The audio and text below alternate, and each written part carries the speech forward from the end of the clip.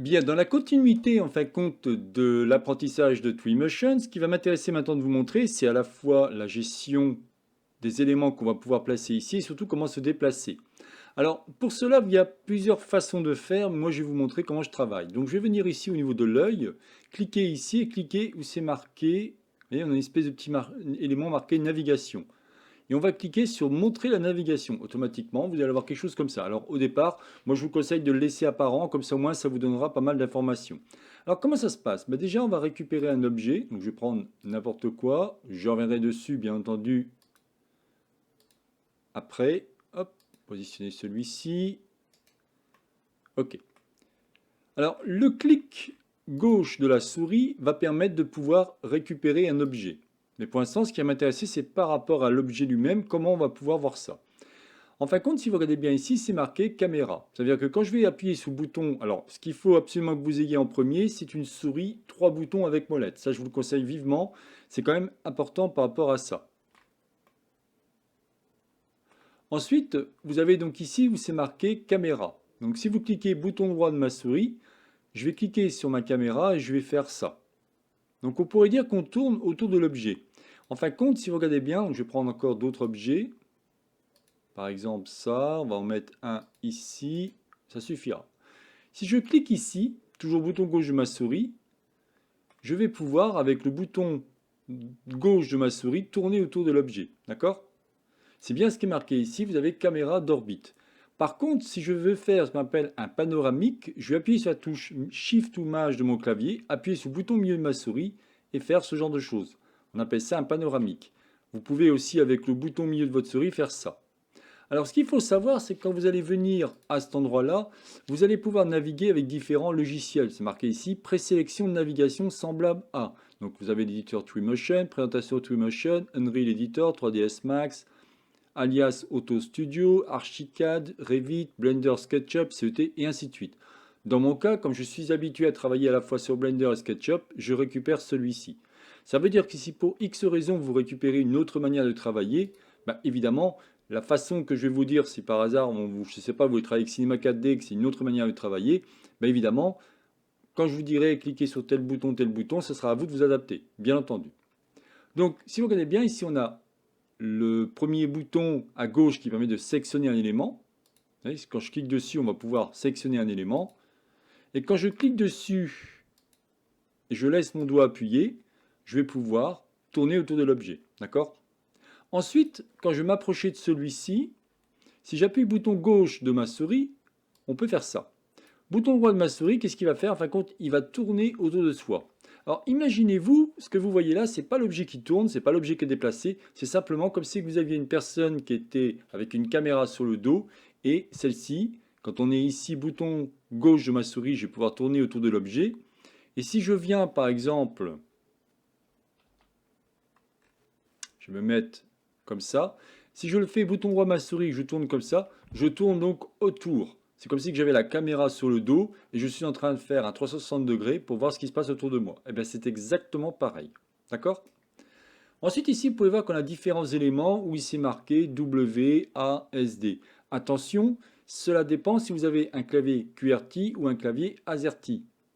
Si j'appuie sur A, vous voyez qu'en fin de compte celui-ci au lieu de se déplacer, il va monter. Si par contre j'appuie sur Q, on a bien quelque chose. Ça veut dire que ce qui est en bas, en petit, Q, S, D et Z, c'est par rapport à un clavier AZERTY et non QWERTY. N'oublions pas que Twinmotion est fait dans la langue de Shakespeare, donc par défaut, lorsqu'ils ont construit les différents raccourcis clavier, ils ont fait par rapport à la langue anglaise, bien entendu.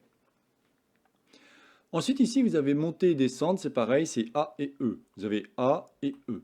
Là on est ce qu'on appelle en mode vous avez comme si vous étiez un drone en train de tourner autour de l'objet. Alors c'est assez sympa aussi, c'est qu'on va pouvoir le faire avec les flèches directement de votre clavier.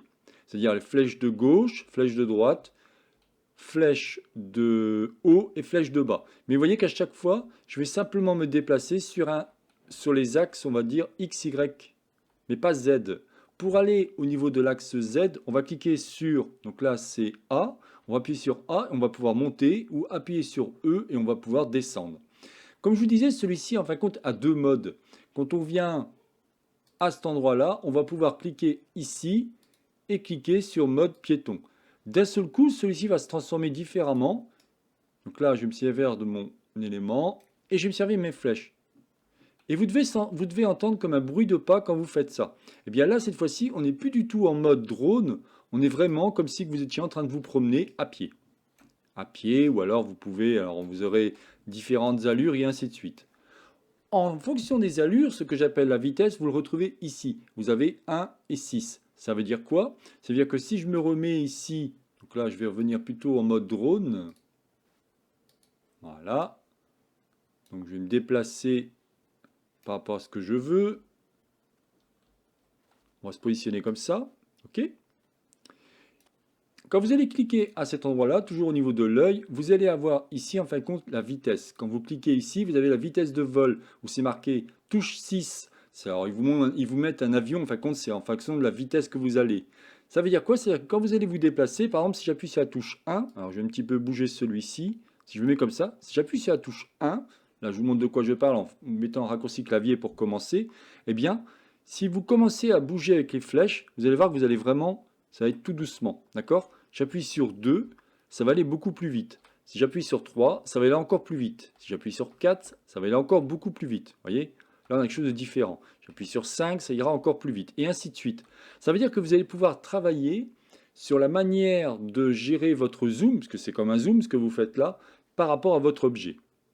Donc si je zoome comme ça avec la molette, c'est bien trop violent. Si je veux m'approcher tout doucement, j'appuie par exemple sur 3. D'accord? Je vais pouvoir évidemment baisser celui-ci et encore zoomer. Voyez? Et on va pouvoir tranquillement zoomer. Si vraiment je veux zoomer sur un élément précis, j'appuie sur 1 et là je serai sûr d'être en zoom. Avec la molette de ma souris, je peux faire ce genre de choses. Lorsque vous sélectionnez un objet, si vous appuyez sur la touche F, vous allez en fin de compte directement accéder à l'emplacement.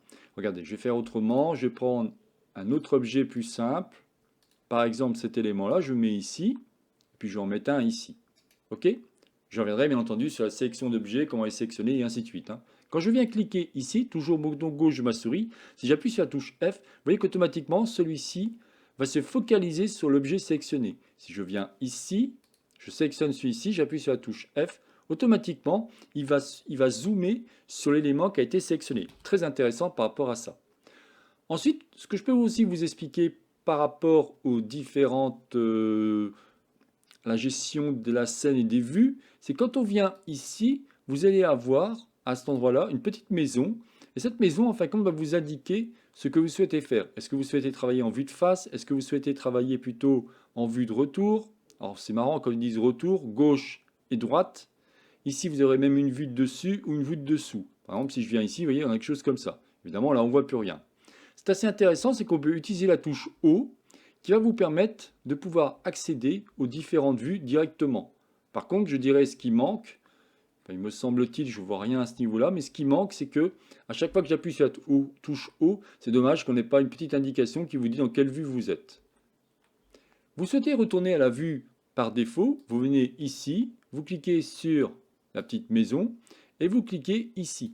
Automatiquement, vous allez retomber avec une vue et ainsi de suite. Vous avez même une vue ici à cet endroit-là qui s'appelle personnaliser.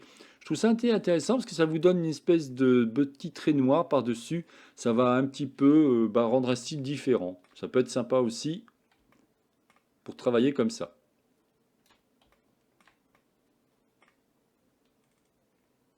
Par contre, vous voyez que là, les raccourcis ne marchent plus au niveau du déplacement. Par contre, si j'appuie sur la touche O, là, sans souci, je peux appuyer sur Shift, bouton milieu de ma souris et me déplacer sans problème. Par contre, c'est très lent, bien entendu, donc j'appuie sur la touche 3. Vraiment, habituez-vous à manipuler tranquillement. Si vous prenez votre temps, là j'appuie plutôt sur 4, vous prenez votre temps, vous apprenez à manipuler comme ça avec votre souris. Là, vous tournez autour de l'objet, donc je vais cliquer dessus, je tourne, bouton gauche de ma souris autour de l'objet. Et si je viens en m'approchant comme ça, bouton droit de ma souris, je vais tourner autour, cette fois-ci de moi. Ce n'est pas l'objet. OK? Voilà, c'est ça que je voulais vous expliquer par rapport au déplacement. Mais je vous dis, prenez votre temps. Je vous ai mis de toute façon le raccourci clavier avec un petit PDF qui vous explique les choses. Comme je vous ai dit, imprimez-le. Et comme ça, au fur et à mesure, ça vous permettra de mieux comprendre comment cela fonctionne. Et pour finir, si vous êtes intéressé par rapport à une formation sur Twinmotion au niveau des bases, alors c'est la version 2023 avec une évolution 2024, je peux vous proposer, si vous souhaitez, une formation d'à peu près de 4 heures au niveau de Twinmotion 2023, je vous dis évolution 2024, sachant que je suis en train de préparer une formation complète qui va être 2025-2026, mais elle n'est pas du tout encore terminée, ça va me prendre encore pas mal de temps. Vous allez retrouver celle-ci sur la plateforme qu'on appelle Esprit Académique, extrêmement intéressante, et en cliquant ici sur Twinmotion, vous allez tomber sur ma formation qui est à 49 €. Vous aurez 4 heures d'explication qui vous permettront d'apprendre énormément de choses au niveau du logiciel Twinmotion. Voilà, bah écoutez, je n'en dirai pas plus par rapport à cette vidéo. C'est donc la chaîne Atelier SketchUp réalisée par Jean-Michel. Si vous avez aimé cette vidéo, n'oubliez pas de liker ou tout simplement vous abonner à ma chaîne. Comme je vous ai dit, cette vidéo est un extrait de la formation que je suis en train de préparer. D'autres viendront, histoire de vous mettre un petit peu l'eau à la bouche et vous montrer ce que vous pouvez apprendre. Mais si vous souhaitez en apprendre plus de suite, vous pouvez prendre ma première formation sur Twinmotion. Il y a très peu de différence, en tout cas au niveau des outils de base. Évidemment, après, les évolutions, il y en a beaucoup plus. Mais déjà, par rapport à l'apprentissage de base sur Twinmotion, aucun problème. Allez, je vous souhaite donc une excellente journée et à la prochaine vidéo. Bye bye.